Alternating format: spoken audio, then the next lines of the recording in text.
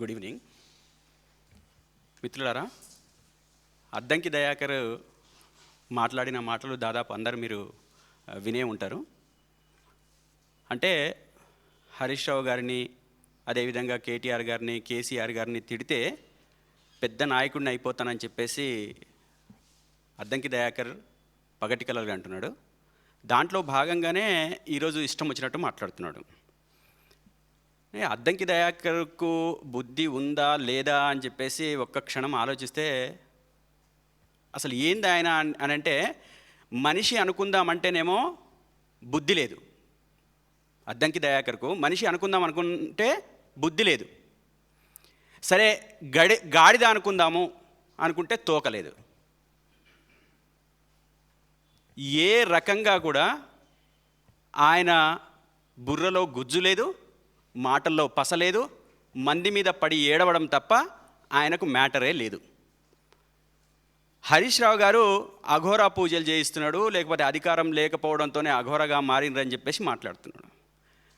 అద్దంకి దయాకర్ అధికారం కొత్త నీకు కావచ్చు, హరీష్ రావు గారికి కాదు. ఉమ్మడి ఆంధ్రప్రదేశ్గా ఉన్న నాటి నుంచి హరీష్ రావు గారేంటో, హరీష్ రావు గారు చేపట్టిన బాధ్యతలేంటో, ఈ ప్రభుత్వంలో ఆనాటి నుంచి ఈనాటి వరకు ఆయన ప్రభుత్వంలో వ్యవహరించిన తీరేంటో మొత్తం తెలంగాణ, ఉమ్మడి ఆంధ్రప్రదేశ్ ప్రజలందరికీ తెలిసిందే. నువ్వు ఈరోజు వచ్చి కొత్తగా అఘోరా అని చెప్పేసి మాట్లాడితే, ఇంకోటి మాట్లాడితే ప్రజలు నమ్మే పరిస్థితిలో లేదనేది గుర్తుపెట్టుకో అద్దంకి దయాకర్. నువ్వు ఒక్కసారి అద్దం ముందు నిలబడు, నిన్ను నువ్వు తదేకంగా చూసుకో. నువ్వు మనిషిలాగా కనబడతావా లేకపోతే మరో అఘోరలాగా కనబడతావో చెక్ చేసుకో. తదేకంగా చూసుకో, అద్దం ముందు నిలబడి. బుద్ధి జ్ఞానం లేని పనులు, మాటలు మానేసుకో అద్దంకి దయాకర్. అటువంటి మాటలు మాట్లాడడం వలన నీకు ఏ మాత్రం కూడా ఉపయోగం లేదు. ఏంది, చాలా మంచి పనులు చేస్తున్నాడు కాబట్టి రేవంత్ రెడ్డి గారికి మంచి పేరు వస్తుంది కాబట్టి దేశవ్యాప్తంగా హరీష్ రావు గారు ఈ పూజలు చేయిస్తున్నాడా? దేంట్లో మంచి పేరు వస్తుంది? చెక్ డ్యాములను పేల్చేయడంలో మంచి పేరు వస్తుందా?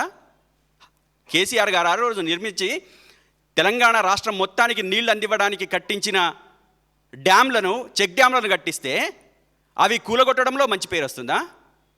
లేదు, కూలిపోని కాళేశ్వరం గురించి కూలేశ్వరం అని చెప్పేసి అబద్ధాలు చెప్పి అదే కాళేశ్వరం నుంచి ఈరోజు తెలంగాణ రాష్ట్రానికి నీళ్ళు ఇస్తున్నవే, ఆ అబద్ధపు మాటలు, మోసపు మాటలు, దుర్మార్గపు మాటలు, నీచపు మాటలు, దుష్ట చతుష్టయపు మాటలు మాట్లాడిన మీకు రేవంత్ రెడ్డి చాలా మంచోడుగా కనపడుతున్నాడా?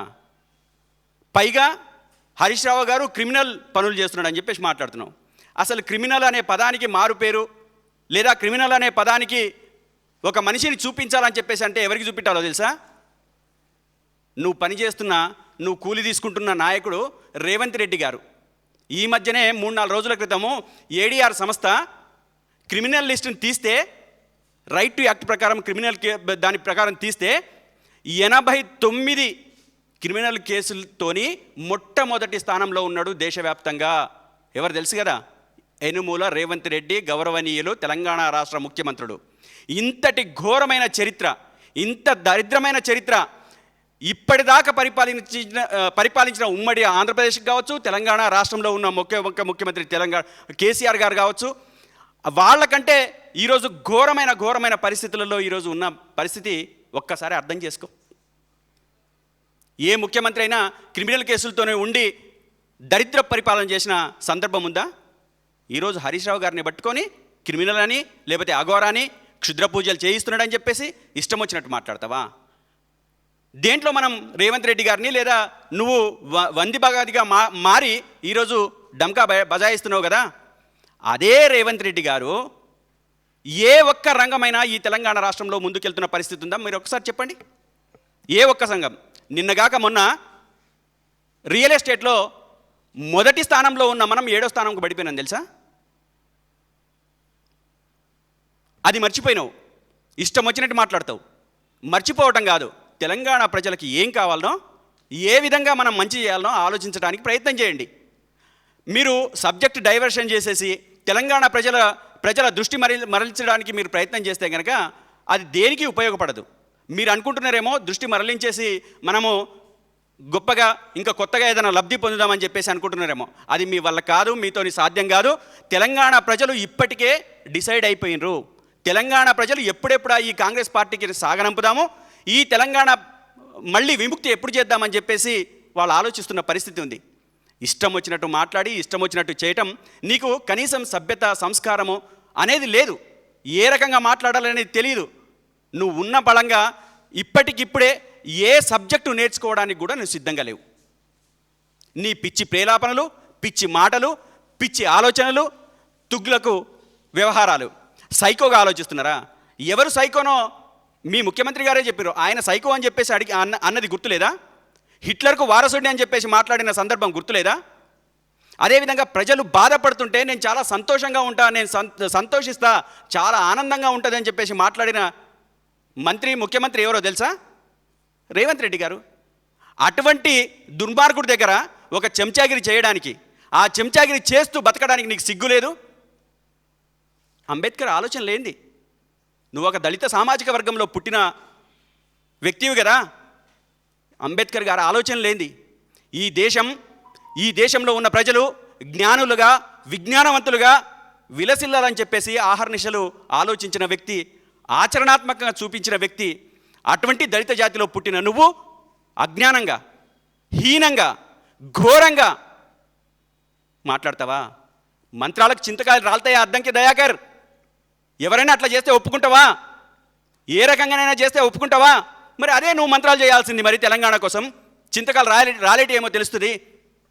దాన్ని వదిలిపెట్టమన్నాడు అంబేద్కర్ గారు. అటువంటి అజ్ఞానాన్ని ఎక్కడున్నా కానీ వదిలిపెట్టేసే అని చెప్పేసి మాట్లాడిండు. ఆ మాత్రం నీకు కించిత్ జ్ఞానం లేదా? ఇంచుబంధం ఆలోచన లేదా? సిగ్గులేని మాటలు, నీచపు మాటలు, దుర్మార్గపు మాటల వెనుక తెలంగాణ రాష్ట్ర ప్రజలకు దుర్మార్గమైన పాలన అందిస్తూ, వాళ్ళ జీవితాల్ని ధ్వంసం చేస్తూ, వాళ్ళ బతుకుల్ని చితుకు చేస్తూ వాళ్ళని ఆగం చేస్తున్న పరిస్థితి కనపడట్లేదా? ఏ సెక్టార్ తీసుకుంటావు తెలంగాణ ప్రజల గోస వినడానికి, బాధలు వినడానికి? కనిపించట్లే? కళ్ళేమన్నా కాకులు ఎత్తుకుపోయినాయని? నువ్వు ఒక మనిషివా? తెలంగాణ ప్రజల సమస్యల్ని పట్టించుకోకుండా, తెలంగాణ ప్రజల బాధల్ని పట్టించుకోకుండా, తెలంగాణ ప్రజల సుఖ సంతోషాలని పట్టించుకోకుండా, వాళ్ళు బాధల్లో ఉంటే నీళ్లు రాకుండా అడ్డుకుంటున్నారని చెప్పేసి అబద్ధాలు మాట్లాడతావా? మీరు మాట్లాడేది అబద్ధాలు. కనపడ్డ దేవుడి మీద ఒట్లేసి, కనపడ్డ మనిషి మీద ఒట్టేసి, మోసపు మాటలు చెప్పి, అబద్ధాలు మాటలు చెప్పి అధికారంలోకి వచ్చిన తర్వాత మీరు చేస్తున్నది ఏంది? మా కేసీఆర్ గారు ఎప్పుడు చెప్తారు, ఏరి కోరి ఒక ఆమె మొగుండి తెచ్చుకున్నదట. ఏరి కోరి తెచ్చుకుంటే ఆ మొగుడు ఏం చేసిండు తెలుసా? ఎగిరెగిరి తినిండంట. అదే మీరు చేస్తున్నారు. ఏరి కోరి తెలంగాణ ప్రజలు ఏదో మార్పు చేస్తారు, మా జీవితాల్లో మార్పు వస్తాయి, కేసీఆర్ గారు అమోఘంగా చేశారు, ఇంకా ఒక రెట్లు ఎక్కువనే చేస్తారేమో అని చెప్పేసి అనుకున్న తెలంగాణ ప్రజలకు నిరాశ నిస్పృహలకు గురి చేసి వాళ్ళ గుండెల మీద ఎగదనుతారా? తంతు వాళ్ళ బాధల్ని, గాథల్ని చూస్తూ మీరు సంతోషిస్తారా?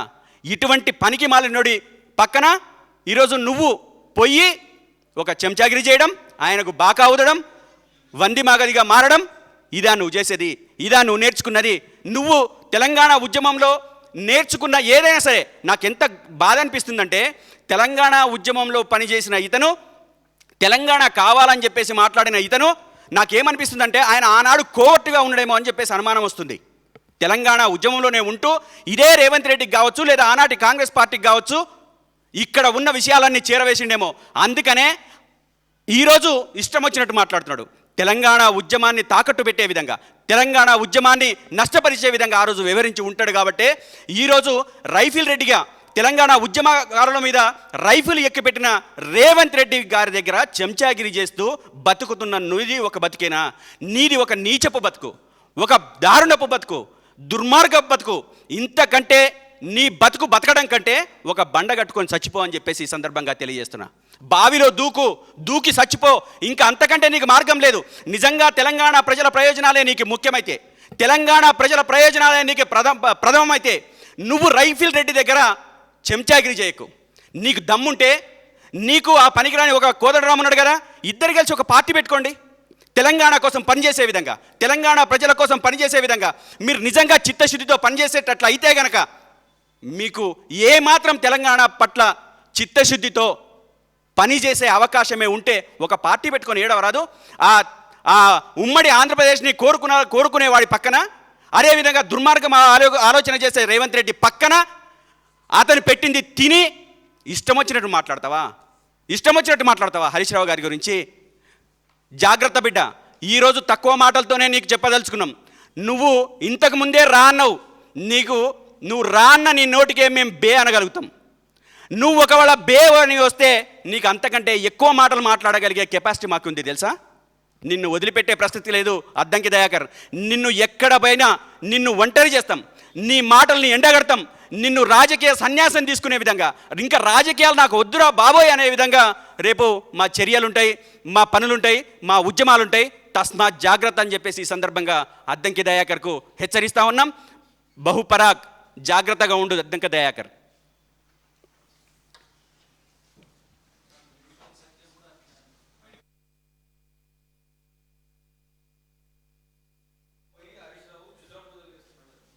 మేడిపల్లి సత్యం, అదే వీళ్ళందరూ ఒకటే స్కూల్లో చదువుకున్నారు. ఈ మేడిపల్లి సత్యం కావచ్చు, అద్దంకి దయాకర్ కావచ్చు, వీళ్ళెవరూ తెలంగాణ రాష్ట్ర ప్రజల ప్రయోజనాల కోసం ఆలోచించే వాళ్ళు కాదు. నిన్నటిదాకా ఆయన నియోజకవర్గంలో నీళ్ళు ఎక్కడి నుంచి వస్తున్నాయో తెలియని మేడిపల్లి సత్యంకు అదే ఆయన నియోజకవర్గంలో వచ్చిన నీళ్లను చూసి అవి ఎక్కడి నీళ్ళో కూడా తెలియని పరిస్థితి. ఇంత అజ్ఞానపంలో ఉన్న కాంగ్రెస్ పార్టీ నాయకులకు మనం ఇంతకంటే చెప్పాల్సిన అవసరం లేదు. వాళ్ళకు బుద్ధి రావడానికి కూడా అవకాశం లేదు. ఎందుకంటే వాళ్ళు ఆ స్కూల్లో ఉన్నారు. ఏ స్కూల్లో ఉన్నారు? రైఫిల్ రెడ్డి స్కూల్లో ఉన్నారు. ఆయన ఏ అబద్ధం చెప్తే ఆ అబద్ధాన్ని నమ్మేటట్లే ఉన్నారు తప్ప నిజాన్ని కనుక్కొని, వాళ్ళు ఒక స్కాలర్స్, వాళ్ళు మామూలు వ్యక్తులు కాదు. వాళ్ళు స్కాలర్స్, చదువుకున్న వాళ్ళు, జ్ఞానాన్ని తెలుసుకున్న వాళ్ళు, ఉస్మానియా యూనివర్సిటీలో ప్రతిష్టాత్మకంగా చదువుకున్న వాళ్ళు, ఉస్మానియా యూనివర్సిటీలో. అటువంటి వాళ్ళు ఇంత అజ్ఞానులుగా, పనికిరాని వాళ్ళుగా మాట్లాడడం అంటే ఇక వాళ్ళకు విజ్ఞత లేదనే అర్థమవుతుంది.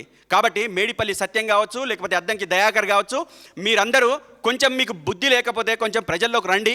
ప్రజలు బుద్ధి చెప్తారు. బుద్ధి నేర్చుకోవడానికి, అదేవిధంగా భవిష్యత్ తరాలకు ఉపయోగపడడానికి, ఇప్పుడు లేకపోతే కనీసం నేర్చుకునైనా రేపు ఉపయోగపడడానికి అవకాశం ఉంటుంది. కాబట్టి మీరు ఆ పని చేయండి. లేకపోతే ప్రజలు మిమ్మల్ని ఎక్కడ తొక్కాలనో, ఎక్కడ నొక్కాలనో, మిమ్మల్ని ఎక్కడ మీ గొంతు పిసుకాలనో ప్రజలకు బాగా తెలుసు. రాబోయే రోజులు తప్పనిసరిగా మీకు బుద్ధి చెప్పే రోజులే, మీరు మూల్యం చెల్లించుకునే రోజులే అని చెప్పేసి ఈ సందర్భంగా తెలియజేస్తున్నాం.